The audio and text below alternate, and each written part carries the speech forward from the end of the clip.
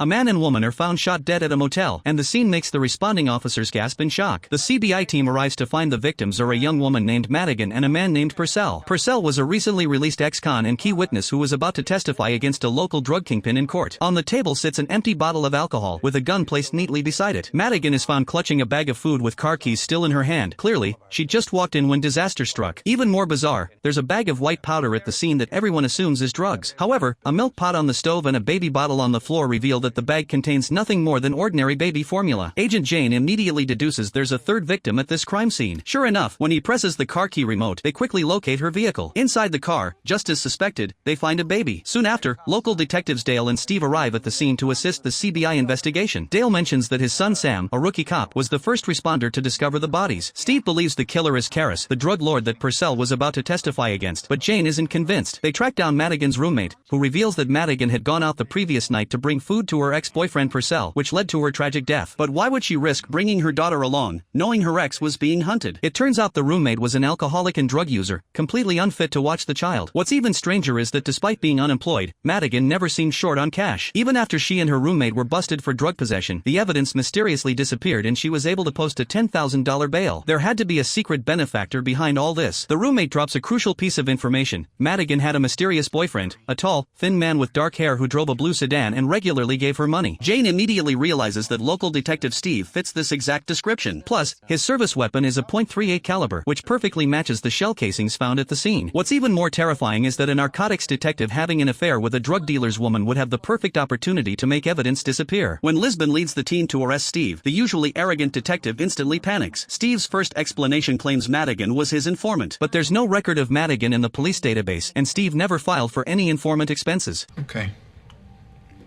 I was banging her, so what? Steve changes his story, but throughout the interrogation, Jane keeps secretly holding Steve's wrist, feeling for changes in his pulse. This guy is clearly lying, and he's lying to protect someone else.